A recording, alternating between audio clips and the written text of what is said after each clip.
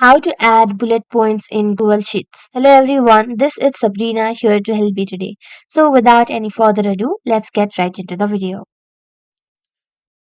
So first, open your Google Sheets, and here as you can see I have some random datas. Now in order to add bullet points, simply select the cell. First, simply select the cell and then you will have to use this formula, that is press equal to, then type char for character, hit enter, and then there is a formula or a number, that is 9679, and then simply hit enter. Now as you can see, this is a bullet point. Now in order to drag it down, do like this, drag it from here, drag it up to the point where you want the bullet points to be, and done. So that's how you do it. Thank you for watching this video. Make sure to like, share and subscribe to our YouTube channel.